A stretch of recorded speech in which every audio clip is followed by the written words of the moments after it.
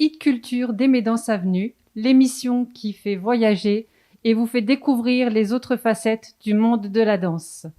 Aujourd'hui, nous recevons David Issali, gérant de Dance to Style.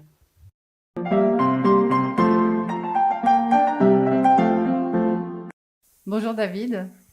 Bonjour à vous, merci pour l'invitation. Merci à toi de nous recevoir ici. Celui-là a l'air assez atypique. Est-ce que tu pourrais nous dire où est-ce que l'on est ? On est chez moi à Paris 17. Voilà, j'ai une petite pièce qui m'est consacrée pour mes entraînements personnels et pour donner quelques cours particuliers directement. Voilà, chez moi. Comment es-tu arrivé dans l'univers de la danse, David ? J'ai commencé dans l'univers de la danse comme beaucoup de danseurs, c'est-à-dire en regardant les clips de Michael Jackson. Voilà. Très tôt, assez tardivement pour un danseur professionnel, donc c'est-à-dire à peu près à 11 ans. Et en regardant les clips de Michael Jackson, j'ai toujours essayé d'imiter les gestes.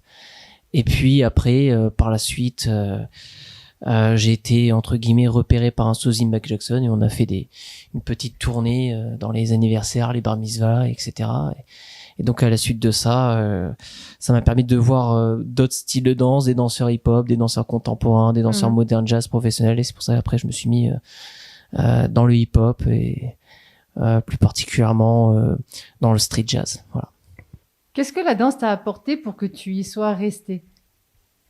La danse, ça m'a apporté un relâchement psychologique, une vraie alternative, une vraie activité sportive et artistique. Ça m'a permis d'être bon dans quelque chose. Voilà. Parce que quand j'étais jeune, j'étais pas forcément bon dans quelque chose en particulier. Et c'est vrai que quand je me suis mis dans la danse, je me suis mis à fond et donc rapidement j'ai eu un petit potentiel dans ça. Et c'est vrai que même socialement, dans la cour de récré, etc. Quand vous êtes danseur, c'est vrai que ça apporte beaucoup de choses. Et par la suite, ça m'a permis de m'évader l'esprit à travers une activité sportive. Voilà. Qu'est-ce qui t'a donné envie de devenir professeur, David, et d'en faire ton métier ? Alors moi, je pense que professeur, soit vous êtes fait pour, soit vous n'êtes pas fait pour. Dès mon plus jeune âge, j'ai voulu, même quand j'avais pas le niveau nécessaire pour apporter quelque chose, j'ai toujours souhaité donner des entraînements à des amis de mon âge quand j'avais 13 ans, 14 ans. Donc très vite, j'ai su que je voulais faire de la danse mon métier et plus particulièrement être professeur de danse. Et dès l'âge de, on va dire 15 ans, je savais déjà que je voulais créer une structure de danse. Voilà. Au point où j'ai choisi les études les plus courtes pour convenir à mes parents, les études scolaires les plus courtes. Et donc moi j'ai fait un CAP mécanique. Voilà. Ah oui. Ouais, ça n'a rien à voir avec la danse. Donc j'ai fait un CAP mécanique tout simplement pour finir au plus tôt pour après faire des formations de danse. Et c'est vrai que quand j'étais au lycée, quand on nous demandait nos professeurs en mécanique où on se voyait dans 5 ans, moi je disais professeur de danse. Voilà. C'était assez original dans la classe. Ah oui, effectivement. Qu'est-ce qui t'a donné envie de devenir professeur, David, et d'en faire ton métier ? Alors moi je pense que professeur, soit vous êtes fait pour, soit vous n'êtes pas fait pour. Dès mon plus jeune âge, j'ai voulu, même quand j'avais pas le niveau nécessaire pour apporter quelque chose, j'ai toujours souhaité donner des entraînements à des amis de mon âge quand j'avais 13 ans, 14 ans. Donc très vite, j'ai su que je voulais faire de la danse mon métier et plus particulièrement être professeur de danse. Et dès l'âge de, on va dire 15 ans, je savais déjà que je voulais créer une structure de danse. Voilà. Au point où j'ai choisi les études les plus courtes pour convenir à mes parents, les études scolaires les plus courtes. Et donc moi j'ai fait un CAP mécanique. Voilà. Ah oui. Ouais, ça n'a rien à voir avec la danse. Donc j'ai fait un CAP mécanique tout simplement pour finir au plus tôt pour après faire des formations de danse. Et c'est vrai que quand j'étais au lycée, quand on nous demandait nos professeurs en mécanique où on se voyait dans 5 ans, moi je disais professeur de danse. Voilà. C'était assez original dans la classe. Ah oui, effectivement. Tu es le gérant de Dance to Style. Est-ce que tu peux nous expliquer le concept et les objectifs de la structure ? Alors, le concept en soi, il est assez simple, c'est-à-dire que on propose des cours particuliers au domicile des élèves, on propose des spectacles de danse, on propose aussi des professeurs dans les associations, les écoles ou les entreprises qui souhaitent un professeur de danse aussi. Comment dirais-je ? On n'est ni une école de danse, ni une plateforme, ni une agence. Donc en soi, sur ça, c'est assez compliqué à expliquer dans le sens où on n'est pas une école, c'est-à-dire qu'on n'a pas un studio à proprement dit, juste un studio à Paris 11 et du coup on attire une clientèle du Paris de 11e arrondissement et des arrondissements d'à côté. Et à la fois, on n'est pas une plateforme parce que contrairement à une plateforme, en fait, on s'occupe de votre suivi du début jusqu'à la fin. Les professeurs, ce sont des professeurs qui travaillent pour nous quotidiennement, pratiquement. On les sélectionne rigoureusement et ils s'alignent par rapport à des prix et par rapport à des conditions qui sont bien adaptées à Dance to Style et qui sont indiquées aux élèves. Donc en soi, quand vous êtes élève ou futur client, que vous voulez un spectacle de danse ou une prestation de danse, vous vous inscrivez et on fait toute la démarche administrative, commerciale et on s'assure du bon fonctionnement de nos prestations en vous envoyant parmi nos danseurs le professeur qui convient le mieux par rapport à vos disponibilités, votre style de danse que vous recherchez et votre secteur. Donc concrètement, on va dire qu'on est une sorte d'agence sur mesure qui propose des prestataires à votre guise par rapport à l'événement ou au service que vous souhaitez. Tu es également le directeur général cofondateur de Yogacita. Est-ce que tu peux nous dire en quoi ça consiste, Yogacita ? Alors Yogacita, c'est un projet dont je suis particulièrement fier car c'est à peu près le même principe que Dance to Style, sauf que c'est pour le yoga. Et au jour d'aujourd'hui, on a le plus grand collectif de professeurs de yoga en France. Donc en fait, ça consiste vraiment à proposer des cours particuliers ou des cours pour des enterrements de jeunes filles ou pour des cours pour des entreprises ou des sociétés dans le même type que la danse, et ça dans tous les départements de France. Voilà. Ton parcours t'a amené à devenir entrepreneur. Est-ce que la danse a été un atout pour toi dans toutes ces actions de management ? Il y a pas vraiment de lien entre l'entrepreneuriat et la danse. Pas plus qu'il y a de lien entre un maçon et un entrepreneur ou entre un dentiste et un entrepreneur. Vous avez, c'est vrai que la plupart des danseurs maintenant sont en libéral pour beaucoup, mais en soi, il y a pas vraiment. On pourrait rentrer dans de l'utopie, mais en soi, il y a pas vraiment de lien entre les deux. Disons que le seul rapprochement qu'on peut faire, c'est que il y a un côté création et il faut avoir un certain sens artistique quand vous créez une société, parce que quand vous créez que vous mettez en place un business model ou un business plan, il faut quand même avoir un minimum de création derrière. Donc peut-être qu'il y a un petit lien entre le côté artistique de la danse et la mise en place et la création d'un nouveau service. Voilà. Quels sont les critères de sélection des collaborateurs danseurs pour travailler dans la structure de Dance to Style ? Alors, les critères, ça dépend de votre secteur. C'est-à-dire que quand vous êtes professeur de danse et vous êtes en Île-de-France ou proche Paris, ou vous êtes à Lyon, forcément, des professeurs de danse, il y en a beaucoup. On a des candidatures spontanées tous les jours. Et en soi, il y a beaucoup derrière de concurrence. Donc, nos critères seront plus élevés si vous êtes dans une grande ville ou si vous enseignez un style de danse assez populaire, on va dire, que si vous êtes plutôt en province. On essaie de travailler avec des gens polyvalents.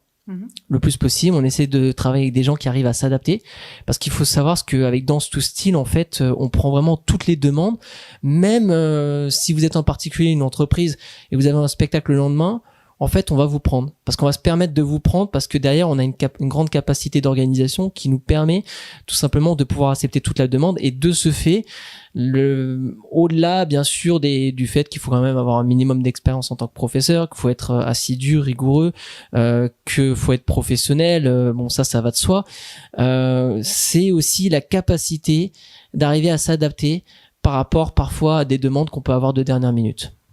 Oui, vous êtes capable de répondre à des imprévus.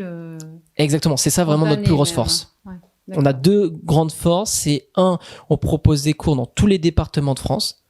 Donc que vous soyez au fin fond des Alpes, on peut vous proposer des cours. Deux, comme son nom l'indique, Dance to Style, on propose dans tous les styles de danse. Donc ça va de la danse hawaïenne au hip-hop. Donc si vous êtes au fin fond des Alpes et que vous voulez la danse hawaïenne, on pourra vous répondre favorablement.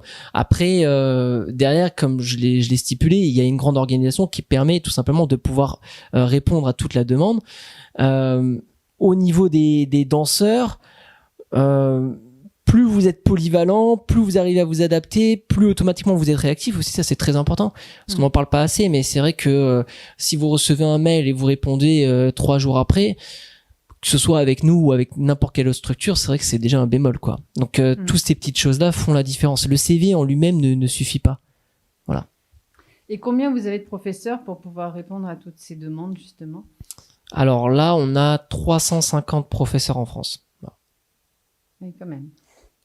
Dans les services proposés par Danse to Style, quels sont les plus demandés? Et tu nous en as cité notamment tout à l'heure, les entraînements de vie de jeune fille, voilà, et des soirées ou des cours particuliers. Mais quels sont les plus demandés et où est-ce que vous intervenez exactement? Dans quel pays?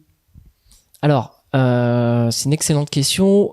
On intervient dans tous les départements de France, comme j'ai stipulé. On intervient aussi en Belgique, au Luxembourg, en Suisse, au Québec, et on intervient dans 2 États des États-Unis régulièrement, qui sont la Californie et l'État de New York. Au niveau, on va dire des demandes, en fait les demandes sont un peu similaires, c'est-à-dire que nous on propose beaucoup de cours particuliers pour les mariages, on est vraiment aussi assez connus sur ça, sur ce sujet. On propose des cours particuliers pour les gens qui veulent juste apprendre à danser, apprendre à s'améliorer ou passer juste un bon temps avec eux tout seuls ou avec des amis ou avec leurs femmes. Et après on propose aussi des cours, donc du coup pour les EVJF, pour les anniversaires, des spectacles de danse, on en vend tous les jours des spectacles de danse, et on fournit aussi pas mal de danseurs pour des associations, des structures, des écoles de danse qui n'ont pas de danseurs dans leur établissement. Ça, il s'agit plutôt de structures en province, on va dire. Après, le service, disons que les services ne varient pas en fonction des pays, mais c'est vrai que la mentalité n'est pas la même en fonction des pays. C'est-à-dire que un élève, un futur client français, quand il va vouloir prendre des cours, généralement on essaie d'avoir tout le monde au téléphone. On va prendre 6 minutes au téléphone, un commercial va prendre 6 minutes au téléphone avec un client français, là où il va prendre 3 minutes avec un client américain. Et avec par exemple les Suisses, ça sera jamais une question de problématique d'argent. Voilà, ça sera toujours quand on peut démarrer, est-ce que c'est bon, quelles sont les conditions, et let's go. Et après avec les Belges, c'est des gens très chaleureux, pareil pour le Luxembourg. Et sinon après personnellement parmi la clientèle que je préfère, le secteur que je préfère, c'est le Québec, qui sont des gens formidables, chaleureux, très souriants, voilà. Il y a jamais de quiproquo avec les Québécois. Ce sont tous des gens vraiment qui sont là vraiment pour s'amuser, pour avoir un service qui leur permette de décompresser. Et ce sont des gens vraiment avec une très bonne nature. Voilà. Comme toute la clientèle, pareil pour la clientèle française ou quoi. Mais c'est vrai qu'avec les Québécois, c'est toujours assez fun de leur proposer des cours. Il y a des petits plus, quoi. Voilà, il y a des petits plus. Voilà. Okay. Combien avez-vous d'élèves aujourd'hui? Alors, nous, on a à peu près 8000 inscriptions, 8000 nouvelles inscriptions tous les ans. Et on organise à peu près une 50aine d'heures de cours par jour. Voilà. Donc après, vous avez des élèves dans des groupes, des élèves pour les cours particuliers. Vous avez du bouche à oreille. Mais concrètement, voilà, faut compter à peu près dans 8000 cette année. Voilà. Dans quelle mesure Danse to Style a été impacté par le Covid? Alors, Danse to Style, vu que c'est une société culturelle, on va dire comme toutes les structures culturelles ou sportives ou artistiques, on a été impacté, certainement plus que l'épicerie d'à côté ou que que l'entreprise de développement web de la rue d'à côté. Mais disons que le Covid, il y a eu 2 choses dans le Covid. Il faut toujours essayer de prendre le côté positif de la chose. Déjà, on a été un peu moins impacté que la plupart des structures de danse, parce que la moitié de nos services sont des cours particuliers, et que hormis les confinements, on a toujours pu pouvoir proposer des cours particuliers au domicile des élèves. Après, le Covid, ça a été une perte, une source de stress, un manque à gagner, plus qu'une perte, on va dire, parce que dans ce souci, ça existe seulement depuis 2 ans, donc c'est en pleine croissance. On a plus d'historique pendant le Covid d'ailleurs qu'avant le Covid. J'ai du mal à me souvenir de comment était le monde avant le Covid. mais disons que le côté positif entre guillemets des confinements, c'est le fait d'avoir pris plus de temps pour proposer de nouvelles offres. C'est là où j'ai pu créer Yogacita, c'est là où j'ai pu proposer mes offres à l'étranger, c'est là où j'ai pu refaire tous nos sites internet, etc. Donc il y a quand même un côté positif dans le confinement, dans le sens où c'est vrai que ça m'a permis, moi et mon équipe, de pouvoir prendre plus notre temps pour l'après-Covid. Voilà. D'accord. David, est-ce que ta passion de la danse a changé en devenant entrepreneur? Ma passion de la danse n'a pas changé, les objectifs que j'ai maintenant dans la danse ont changé. C'est-à-dire que quand, on va dire, vous avez 17 ans, 16 ans et que votre but en soi, c'est vraiment d'acquérir un niveau technique, forcément, mon objectif en soi maintenant, il est plus d'acquérir un niveau technique. Je m'entraîne régulièrement, donc ça me permet de progresser, mais je cours pas après la technique, on va dire.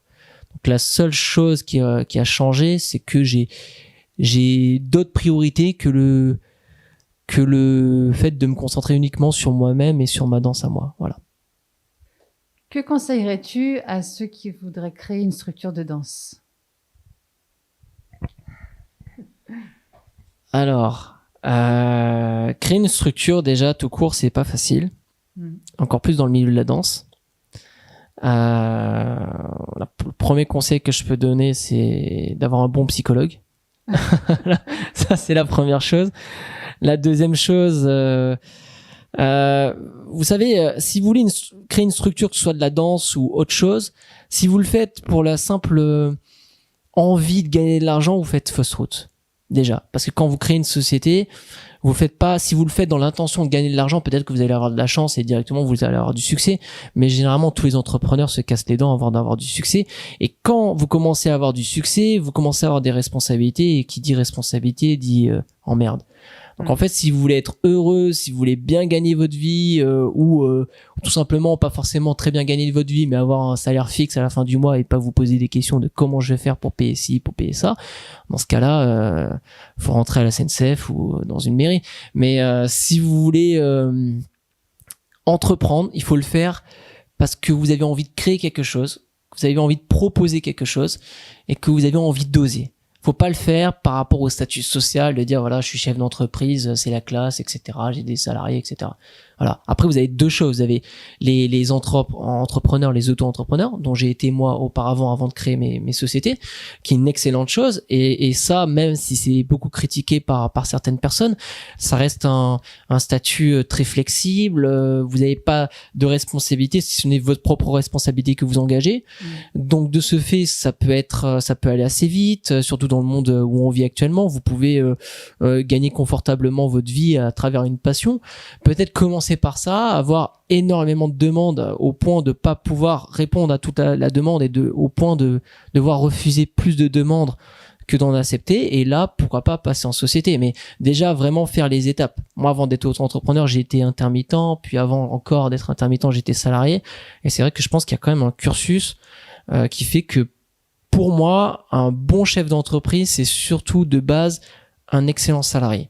Si vous n'avez pas été formé par d'autres gens, si vous n'avez pas appris du meilleur ou du pire de d'autres gens dans votre secteur et que vous vous lancez tout de suite directement en créant une société, en sachant que créer une société en France, ça prend des mois. On parle pas d'un statut auto-entrepreneur. Il y a des frais de comptabilité. Il faut compter des frais annuels, engagement plus la création d'une société. Vous êtes dans les environs de 6 000 euros déjà. Parce qu'un comptable, ça prend en moyenne 500 euros par mois hors taxe. Puis après, vous avez l'immatriculation de la société qui prend 1500. Donc, au lieu pour pas simplement rentrer dans les chiffres, mais juste avant d'avoir votre numéro de SIRET, déjà, c'est un engagement de 5 000 euros. Donc, avant de vous lancer dans ça, il faut vraiment que vous puissiez connaître votre secteur, votre milieu, et que vous ayez l'envie de progresser et que vous avez déjà une certaine clientèle. Voilà ce que je peux conseiller à tous les futurs entrepreneurs dans le milieu de la danse. David, si tu devais passer un message aux danseurs, lequel serait-il? Alors, moi j'ai eu la chance un peu de pouvoir apprendre en France et à l'étranger. J'ai fait des formations en France, à New York aussi. En France, là où j'ai fait des formations, disons que, et c'est vrai, on le voit parfois avec les candidatures, les danseurs sont très fermés sur un style. C'est-à-dire que c'est pas forcément un style global. C'est-à-dire que vous prenez les danseurs de salsa, vous avez des danseurs uniquement qui font de la salsa cubaine, après d'autres qui font uniquement la salsa portoricaine, qui font rien d'autre. Et quand j'étais en formation de danse à Paris, formation de danse professionnelle, c'est vrai que j'étais avec des élèves, des amis, des collègues dont le seul sujet de conversation tournait autour de leur discipline bien précise. C'était une formation de danse hip-hop et donc il y avait le locking, il y avait le popping, il y avait pas mal de styles de danse. Et c'est vrai que vous avez les danseurs, par exemple, on peut prendre les danseurs de popping, c'est vrai qu'ils vont être concentrés uniquement sur le popping. Alors c'est vrai que si vous voulez arriver à avoir un niveau haut dans un style, gagner des grandes compétitions, etc., mieux vous être concentré sur son style. Mais si vous voulez travailler dans des compagnies, pour des structures, etc., surtout des compagnies de prestige ou autres, ils vont toujours vous demander d'être polyvalent. Le gros problème en France, c'est que souvent, artistiquement, les gens se mettent dans une case et ils s'enferment dans une case et dans une bulle. Et donc, ils voient le monde que comme ça. Donc, c'est-à-dire que là, si vous sortez dans la rue chez moi et que vous demandez à 100 Parisiens est-ce que vous connaissez le popping, il y en a peut-être 1 sur 100 qui vont vous dire oui, je connais le popping. Mais en réalité, les 99 autres connaissent pas. C'est-à-dire que 99% des Français s'en fichent totalement du popping. Les seuls gens qui s'intéressent du popping, c'est un magnifique style de danse, c'est les danseurs de popping. Sauf que quand vous comprenez ça et vous comprenez qu'il faut être large, il faut essayer de ratisser large, essayer d'être opportuniste, essayer d'être polyvalent, essayer d'être courageux et de prendre la demande là où elle est, même si c'est à 1 heure de chez vous, je pense qu'il faut foncer parce que quand vous avez la chance de pouvoir vivre de votre art, c'est un luxe. Il y a beaucoup de gens qui nous envient, il y a beaucoup de gens qui ont des métiers qui peuvent être très valorisants socialement, qui peuvent même être très bien payés et qui vont toujours envier un danseur professionnel, même qui n'est pas forcément, qui vit pas forcément à temps plein de son art. Donc c'est vraiment un luxe. Quand vous comprenez ça, vous comprenez qu'il faut jamais cracher dans la soupe. Donc ce que moi je peux conseiller aux professeurs de danse, aux danseurs, c'est d'être opportuniste, être polyvalent, toujours essayer de s'ouvrir. Toujours essayer de se développer. Vous prenez les plus grands artistes dans d'autres milieux, même dans la danse, Sofia Boutella ou Salah sont tous des danseurs extrêmement polyvalents. Et si vous prenez Michael Jackson, Michelangelo ou Picasso, ce sont tous des artistes extrêmement polyvalents. Ils se résumaient pas à un style bien particulier. Ils étaient vraiment assez larges et ils ratissaient large. Et après, le dernier conseil que je pourrais donner à certains danseurs, quand on voit vous savez, il y a pas de star dans la danse. C'est-à-dire que même quand vous prenez nous cette année par exemple, il y a Danse avec les stars, ils nous ont pris 2 danseurs. On a travaillé avec eux sur notre projet aussi en particulier, et même quand vous prenez des émissions qui rassemblent des millions de gens devant la télé, en réalité les gens ils regardent Danse avec les stars, ils regardent surtout les stars et après ils regardent les danseurs. Quand vous allez dans un concert de Beyoncé, vous regardez d'abord Beyoncé et après vous regardez les Twins. Donc en fait, les gens se déplacent pas pour les danseurs. Ça, il faut le comprendre. À partir du moment où vous comprenez qu'un danseur n'est pas une star, automatiquement, vous arrivez à rester humble quand vous êtes danseur ou quand vous êtes dans l'univers de la danse. Et quand vous arrivez à être humble, vous arrivez à avoir beaucoup plus d'opportunités parce que vous dégagez des ondes positives. Donc le dernier conseil que je pourrais donner aux danseurs, pour certains danseurs, c'est arrêter d'être con. Voilà. Ça, je peux le dire, ça ou pas? Ça m'est venu comme ça. David, tu disais tout à l'heure que c'était vraiment plus envisageable d'être polyvalent. Et en fait, il y a des danseurs qui pensent que parce qu'ils sont concentrés sur une seule danse, ils vont être plus performants. Qu'est-ce que tu penses de ça? Alors, peut-être qu'ils vont être plus performants dans leur style, en termes de technique, mais s'ils veulent vraiment s'ouvrir, arriver à avoir leur propre signature, je pense qu'ils sont obligés, selon moi, à mon humble avis, d'essayer de s'ouvrir à d'autres styles de danse. Et après, la performance, ça veut dire quoi? Pour moi, un danseur qui est vraiment performant, c'est un danseur qui sache aussi bien danser seul qu'en couple. C'est un danseur qui sache aussi bien danser debout qu'au sol. Après, on a tous nos spécialités, mais vous avez des danseurs en couple qui savent pas faire un pas tout seul. Et vous avez des danseurs seuls, vous leur mettez une partenaire, ils savent plus rien faire. Donc quand vous parlez à des amateurs, des gens qui connaissent rien à la danse, comme 80% des élèves de danse sous style, ils rentrent toujours dans une ligne qui est tout simplement un bon danseur doit savoir tout danser. C'est vrai que cette expression elle revient beaucoup.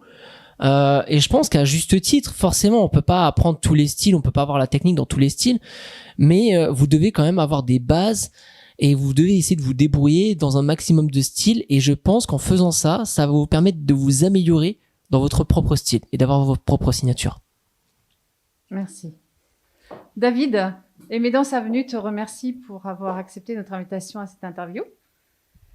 Et nous retrouverons bientôt cette émission sur Hit Culture, sur la plateforme Aimer Danse Avenue, dans Média TV dimanche.